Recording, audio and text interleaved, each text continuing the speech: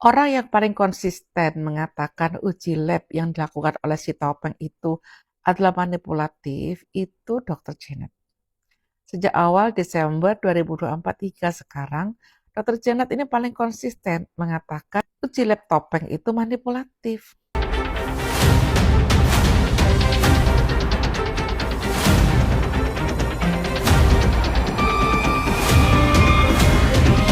Jenazah itu dia yang mulai lagi tuh. Dia mulai lagi, kan dia bilang dokter itu manipulasi labnya. Itu bisa keluar SUV, melasma, DRW keluar.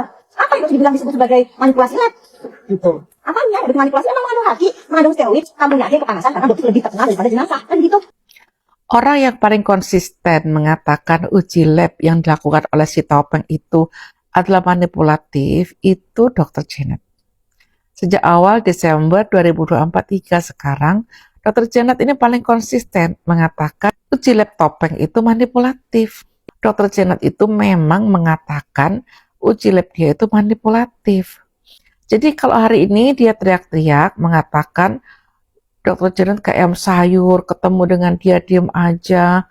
Lah waktu ketemu dengan saya kenapa kamu nggak marah-marah? Ya, kamu kayak tikus kecemplung got. Ya, harusnya kamu marah-marah tuh waktu ketemu saya. Karena saya bongkar kedok dia.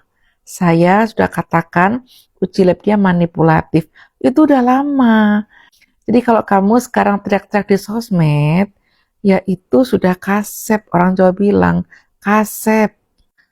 Kami memang diundang oleh pihak Pradesti selaku influencer untuk memberitakan yang baik-baik tentang dokter estetik, begitu. Tentunya saya diam dong menyimak apa yang disampaikan oleh tim dari Pradesti. Nggak kayak dia, teriak-teriak tentang ijazah palsu, ijazah palsu. Ayo siapa yang punya ijazah palsu? Lah saya nggak merasa punya ijazah palsu. Ijazah saya asli, semua teman-teman di situ ijazahnya juga semua asli. Jadi kita juga nggak menjawab teriakan-teriakan dia, nyinyir-nyinyir dia kayak orang gila. Ya kan? Kita menghormati orang yang mengundang kita, nggak kayak dia, nggak ada aturannya, nggak ada sopan santunnya, begitu. Jadi ya teman-teman ya, yang sedang kita hadapi, yang sedang kalian tonton, itu bukan sekedar orang dengan gangguan perilaku NPD, bukan. Tapi lebih parah, dia ini punya gangguan kepribadian, gangguan perilaku yang menjurus ke arah psikopat. Apa itu psikopat? Kalian bisa cari deh. Kalian bisa cari di Google apa itu psikopat. Ya, arogan, ya, menganggap dirinya paling luar biasa, kan begitu. Orang lain babu-babu gitu. Ya kan, merasa dia paling benar gitu kan, mengatakan sesuatu tanpa bukti. Janet itu bayaran. Apa buktinya? Kalau dia tahu saya ini orang bayaran, memangnya dia pernah melihat bukti transfer? Kan enggak. Tapi itu dia katakan dengan PD-nya gitu, seolah-olah dia pegang data, padahal kan bohong. Sama juga dengan yang diceritakan, oh Danis Cahyata itu terima transferan 100 juta gitu. Padahal dia loh nggak melihat bukti transfernya. Ya, jadi benar kan apa yang saya katakan, dia itu manipulatif. Kalau dia mengatakan dia pegang data, bohong gitu ya. Jadi orang seperti ini kok kalian percaya gitu. Jadi Anda itu jangan mau dibohong-bohongin, jangan mau dibodoh-bodohin. Apapun yang dia katakan, semua yang dia katakan itu bohong, gitu ya. Tapi ya udahlah, kita ini sedang menghadapi orang yang psikopat. Jadi kalian itu ya harus hati-hati ya, jangan sampai sifat dan karakternya itu transfer loh ke kalian itu ya, bisa kalian jadi orang-orang seperti dia, bisa ketularan psikopatnya ya, menganggap orang lain itu nggak berharga gitu ya, orang lain itu nggak ini, dia tuh paling paling hebat, paling terkenal gitu. Tapi kalau dicoba dipikir, apa coba prestasinya? Dia nggak pernah terima penghargaan, apa ya pencapaiannya? Apa prestasinya? Kecuali nyinyir di sosmed. Apa coba prestasinya? Lihat aja Dokter Resa, ya, terima penghargaan. Lihat aja Dokter Richard Lee, ya, terima penghargaan. Apa dia penghargaannya? Kalau Dokter Janet pernah jadi ketua organisasi kedokteran kecantikan. Nah, itu kan prestasi. Dr. Janet pernah menjadi anggota legislatif, dipercaya dan dipilih oleh masyarakat menjadi anggota legislatif. Itu kan prestasi, suatu pencapaian.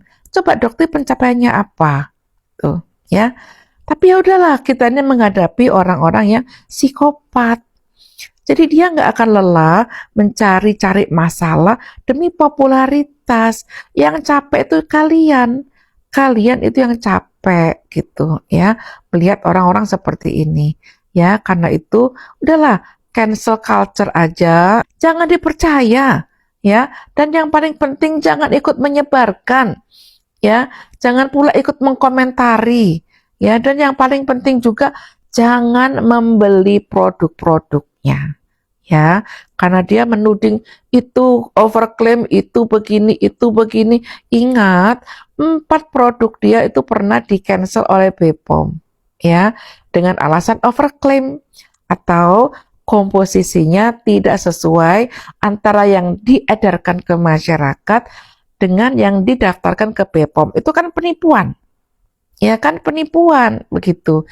Kalau dia bilang Dr. Richard Lee nempel-nempel stiker, dia juga nempel stiker loh. Ini produk orang ditempelin stiker sama dia. Ya, ini pun suatu kejahatan.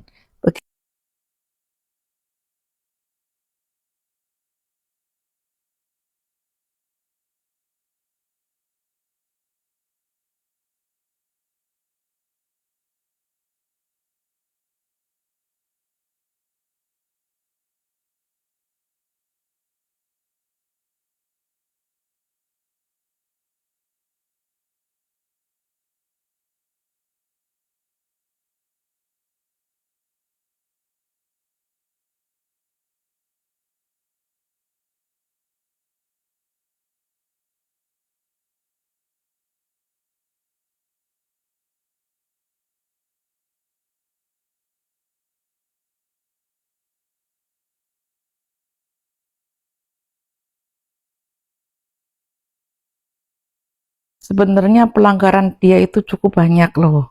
Ya, apa yang dia tuduhkan ke orang lain, sebenarnya dia itu pelakunya. Ya, yang pertama, menuduh orang menempelin stiker ya. Produk Dr. Richard Lee itu merek, logo, dan nomor NA itu sudah terdaftar di BPOM secara tersendiri. Kalau topeng ini ya, merek orang lain, NA-nya orang lain, ditimpa dengan stiker dia. Ya, ini pelanggaran. Hukumannya itu 5 tahun atau denda 2 miliar. Tapi ada nggak dokter yang usil hal itu? Nggak ada. Ya, nggak ada dokter yang usil akan hal itu.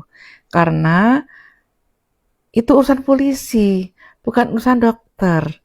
Ya, jadi nggak ada dokter yang usil, kecuali oknum topeng ini. Sekali lagi, yuk hati-hati dengan orang-orang seperti ini. Jangan biarkan orang-orang dengan gangguan kepribadian, gangguan karakter ini menjadi contoh bagi banyak orang, khususnya bagi anak-anak kita.